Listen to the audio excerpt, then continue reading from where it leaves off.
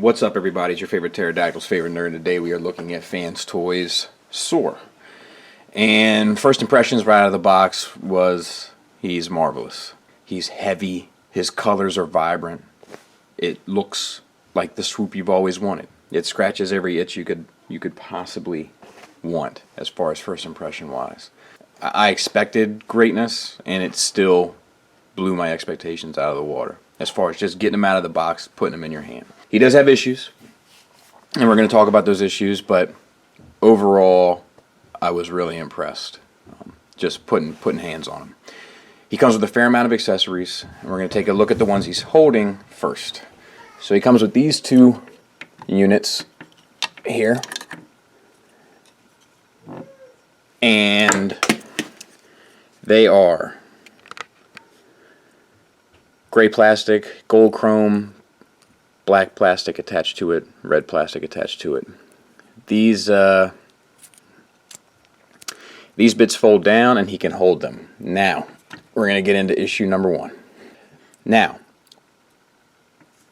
once you get it, and it's hard to get it, everything's kind of got to be squared away because of the sculpt of the arm and how the unit fits into the hand. So that's where the challenge lies. But once you get it in, it is good to go. The reason why I say it's really an issue is because, let me open it up. On this hand, which comes with this sword, which we'll talk about in a second, he doesn't really hold it well at all, in the sense that it's supposed to be. So same type of deal. This is supposed to plug in. But once you get this one plugged in, it wants to pop out. And the reason why is because this handle and this handle are made to the same dimensions, but this has a layer of chrome on it and this doesn't. So the tension is too tight for him to hold it as intended. However, it's not too tight because the finger joints are so good that once you wrap the hand around it, he'll hold it well, no problem, right? So that's just the gift and the curse in it. The gift and the curse regarding this one is that although this sculpt and then that sculpt don't match up 100% where you can hold it extremely well, if they didn't have it this way, it wouldn't look as good on the wings, and most of us are going to have it on the wings, right? So if they were going to get one of them right, or I shouldn't say right, if they were going to get one of them 100%, I'd much rather it be on the wing than in the hand, and I would imagine that you do too. So that's it. Otherwise, line detail wise, sculpt wise, design wise, these are great. In terms of the sword, line wise, sculpt wise, design wise, this is great as well. I haven't put batteries in this thing yet. I don't have the appropriate batteries, and I'm not a big fan of having electronics in my toys anyway. But and if I do, I rarely keep batteries in them. The one exception being Feral Rex, because I just can't help myself. But so I hope it works. If not, then I may never know. He comes with alternate wings that we've probably seen before at this point, but it's a silver paint, and the articulation is the same as the other. So you have a hinge here, double hinge here, double hinge there, and you got the paint on the cables and whatnot there. Nice line work all around. Good stuff. This is nice having the option. I'm going to keep it with the chrome on because it matches it matches Scoria better. But it's nice to have the option, and if something does start to deteriorate as far as the chrome is concerned, I can swap it out for this. So that is, in my opinion, Fanstoys looking out for the fans, which I feel like they really try to do. You also have this beak that you can put on instead of the chrome one if you really need the G1 toy look, if mine had a head. And once again, it's them thinking of the fans, trying to make them happy. It has no use for me, but they thought of you. So, another nice touch. And lastly, a stand. And you know, I am a sucker for a stand with an articulating joint. So, You assemble this by just lining up the angles there. Good to go. That's white styrofoam from the packing, which is also very nostalgic. And then you have this bit of business here, which is, let me see if I can't bring it down, a peg and a little notch. Soar has a hole and a little notch. Now this is really nice for the sake of posing, but it's really unfortunate for Soar, if you can imagine. $200 and that's where the stand plugs in? Yeah. How about I pay you $200 and you sit up on this? Don't threaten me with a good time. And there he is in all his glory on his stand and feels very secure. So let's get into the figure, shall we? The head is on a ball joint. The ball joint is connected to this hinge flap here, so you can get all the way down if you want to get good pictures and stuff, like, you know, have him looking down at you, which is always cool. And because of the placement of the ball joint on the back of the head, with the angle of the head there, which was really quite smart, you can have him look up a fair bit as well. So that's all done nicely. The head itself, you got the painted face there with the painted blue eyes, which looks miraculous. It looks so good. The head sculpt, which some people have been a little funny about, I can tell you it feels great in hand to me personally. If you don't like the face sculpt, now I'm not sure how this is going to work on mine.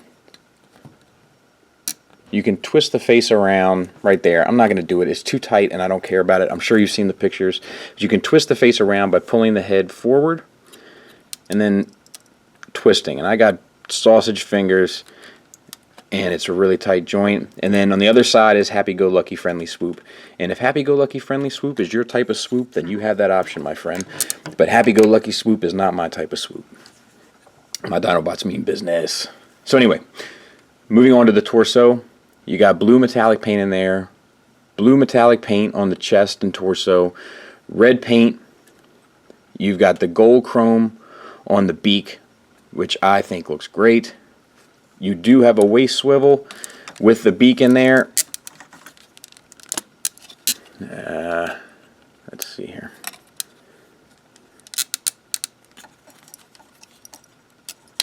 You can get about that far.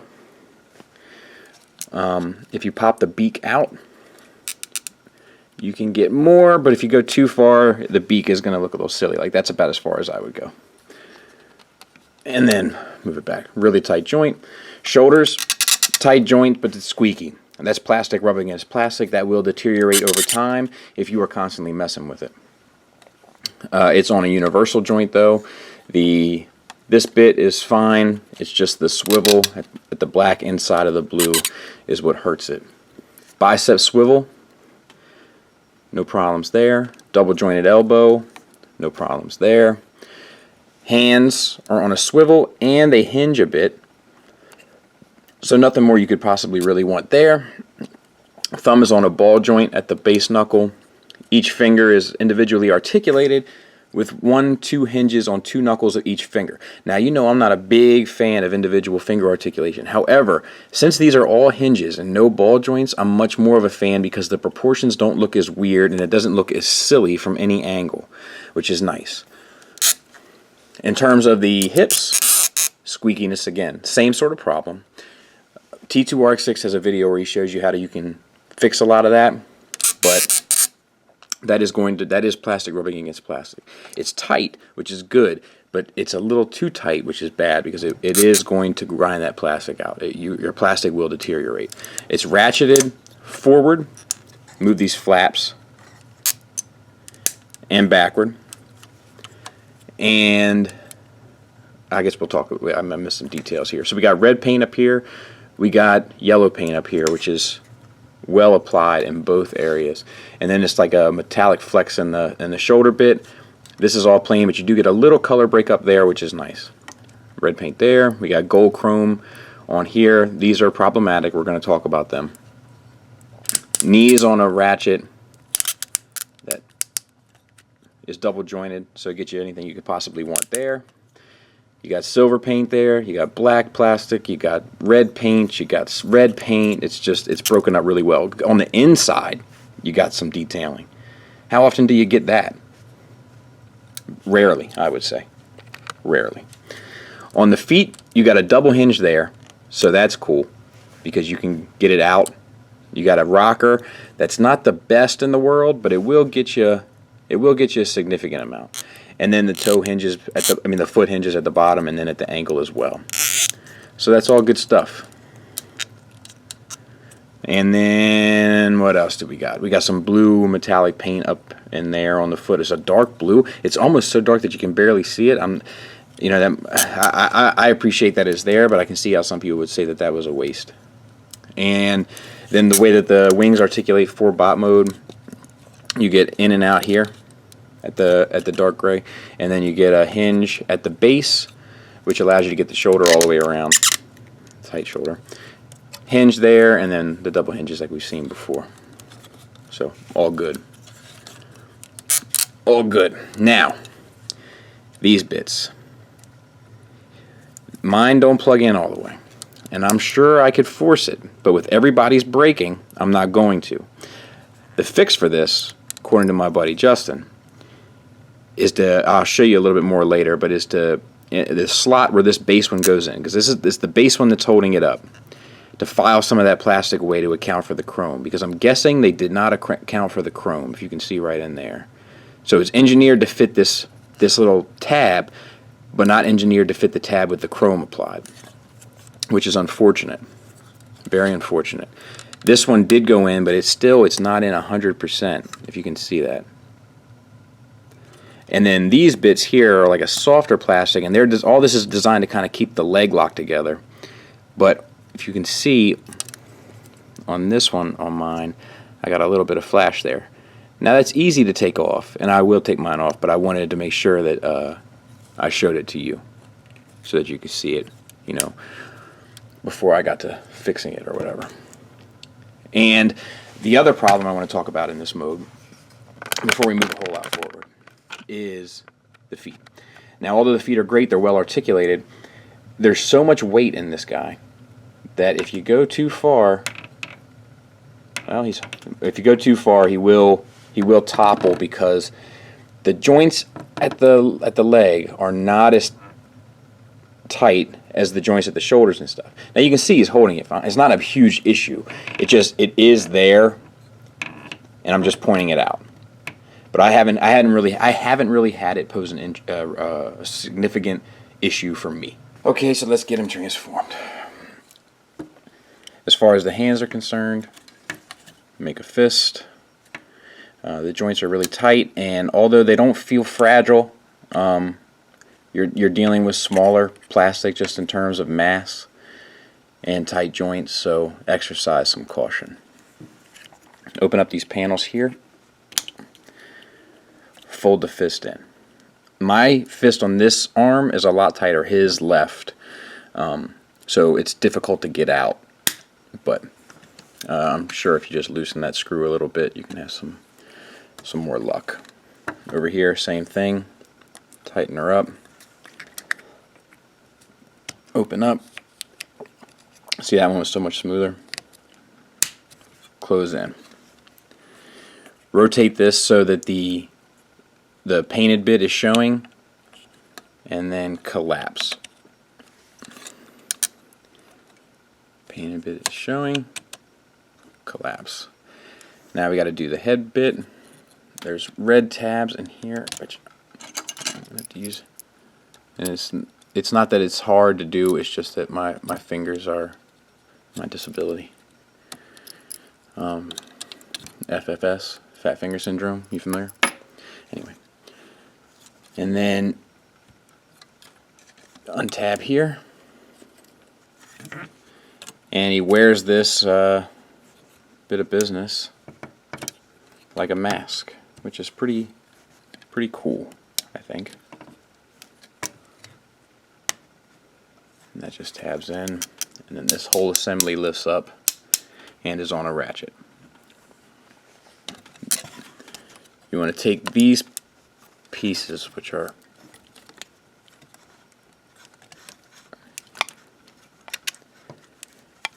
giving me some grief, and close up.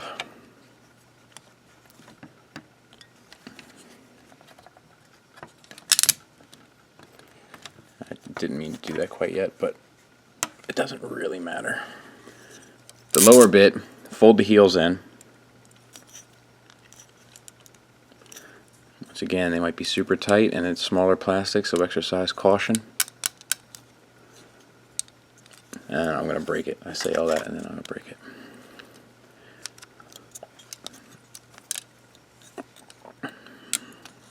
Open up this flap here. Collapse like that. Close up. Open up there. That's on a ratchet, which doesn't seem necessary, but is, you know, I'm a sucker for ratchets, so there you go. Now, open these up. This is unlocking the joints here. These are on a softer plastic, and then you got to bend this whole joint up here. This one as well, which is a little bit tighter. I hope you can see that. It's hard to do both, not making excuses. Okay, so you got to plug these two tabs into those two notches. And the only way to do that is to not bend it like that, which is what I just did. You have to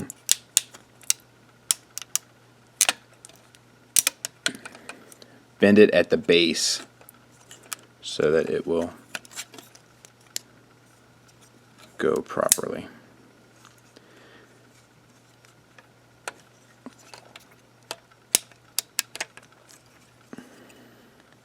Oh, you know what? Let me... I almost made a fatal error there. Make sure that your gold bits are untabbed. I just was looking at this one and I assumed they both were.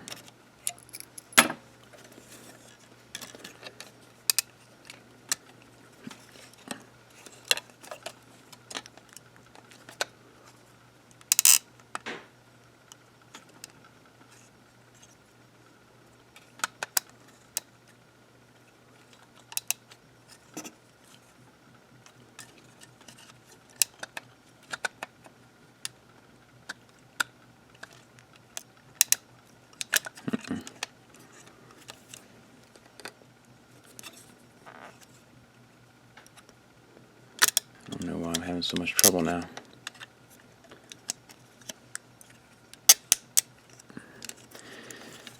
Yeah. There we go. There it is. So it's difficult because the joints are so tight, and I'm still not 100%. It's just gonna have to do for now. But that should be flush in there pretty much. The joints are so tight, and there's die cast all in this thing, that it can prove challenging. And you're so afraid you're going to break these tabs in the process because you hear about all these war stories on the interwebs, and then you get it in hand and you can see how it's definitely a possibility. So there you go. Then this here, pull these down. This little flap comes down, and for no other reason, just to fill in, which you can even, make sure it's super well done, which is just a nice touch. So same thing, pull these down.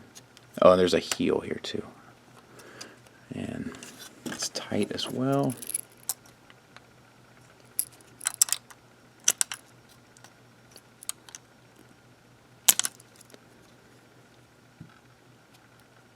Gee, many Christmas. Give me a lever big enough and I can move the world.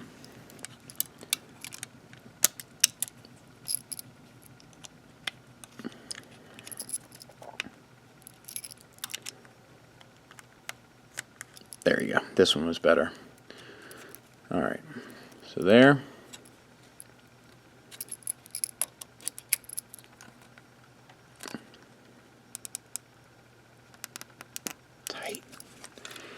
fight like a tiger.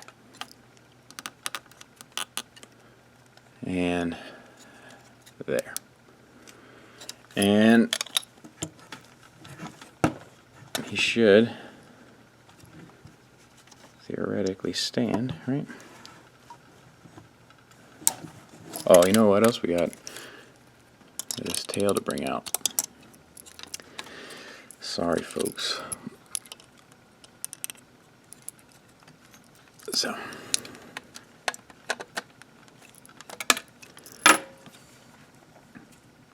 And mine, you see, mine's still not going to clean up pretty because of that lower tab.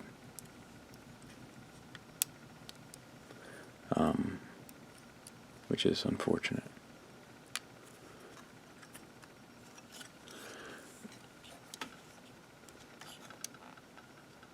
Let's see if we can't get him to stand. Alright, he's standing. Get these wings out. And I'm going to put him on the display stand so you can see him better, but it's hard to verbalize just how impressive this is. So head is on a hinge here at the base of the neck, kind of similar to the Scorn AOE bit, and then a hinge here at the neck,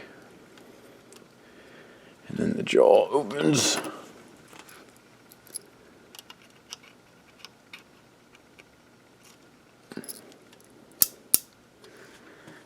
There. As much as you could possibly want, right? Wing articulation is the same. So you got in and out, and then you got a double hinge here, and the single hinge at the base. The legs, you got a swivel here above the knee. The knee does have a bend, which gets you more than 90 degrees. And nothing for the foot, really. Oh, no, you do. You got an ankle tilt, which is crazy. Crazy awesome. And yeah, let's put him on his stand. So there he is, and there he is with his missiles in and everything, and it's really tremendous. To speak about the small details we haven't really talked about, just the paint on the eye there, if I can zoom in, is really great. Otherwise, it's pretty much status quo, but you know, it's just pretty much spectacular. And they even took the extra step of implying or allowing or putting in a port for you to plug the sword in. You can have that go in any way you'd like. So there he is with his other Dinobot buddies, scratching that nostalgic itch for you. I gotta say, that feels pretty good. Here he is with this fella who's seen better days. You know, just look at the size difference. And with the Seeker in possibly some pretty legitimate trouble. So let's take a look at size comparisons in bot mode. We'll take a look at weight. We'll do some final thoughts and get out of here. There he is with the other two Masterpiece Dinobots, Scoria and Takara Grimlock. And that feels really good. Now Grimlock is wearing his high heels, but you know, Grimlock is the one who's at fault here. The other ones are pretty much in scale. There he is with his G1 counterpart, and that's my one from childhood, so he barely stands. He barely stands with back support, and his head is broken like everybody else's. There he is with MP11 Skywarp. So real quick, there's Slag, 1.9 pounds. Masterpiece Grimlock with the heels at 1.35, and Swoop coming in at 1.59. Final thoughts. It's a shame that he does have these issues. Issues like that gold flap in the foot. Issues like the hinge on the feet giving out if placed in a very compromising position. The joints being so tight where it's plastic grinding against plastic in a few places. Not all places, but a few places. The reason why that's so unfortunate is because this thing is so close to perfection. Fanstoys can't seem to iron out those last little bits of QC that could take their grade A product to a product that's 100%. That's crazy. You know, it's unfortunate because they're so close. They're so close to cranking out the perfect toy. This is a company that if I were you, I would watch very closely. This is a company where if times are difficult, pass on everything else and focus on this company because they are a step above. But he's beautiful. He's hefty, he's heavy, He's bulky, he's beefy. Most of him feels extremely secure. Most of him feels impervious, like it feels like a collector's toy at a grade that's just of the highest quality. And that's why it's so unfortunate that he has these issues. While this quality is on such a higher level than, say, the DX9 Invisible, which I just looked at, the DX9 Invisible isn't breaking on people. And those little gold tabs down there at the bottom, they're breaking on people. And that's an issue. That's an unforgivable issue because it's a lot of money. And a lot of money should at least secure the fact that it's not going to break on you, at the very least. And that's what's unfortunate, because that reputation is going to get around, you know. And reputations are like tattoos. You get a good one, it'll stick with you. You get a bad one, it'll stick with you. And my concern is that this company will start getting a bad tattoo from things like those gold flaps. And it would be extremely unfortunate because they are cranking out the best product. You know, even with their flaws and their errors, there's nothing I've messed with third-party wise that's on this level.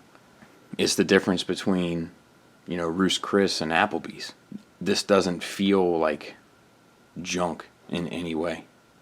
It feels like something to be taken seriously.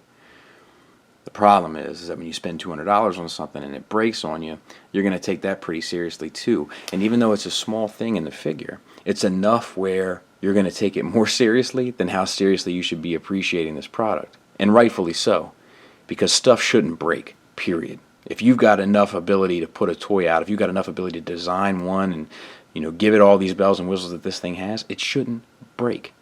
That's unacceptable. That's not something you can look past.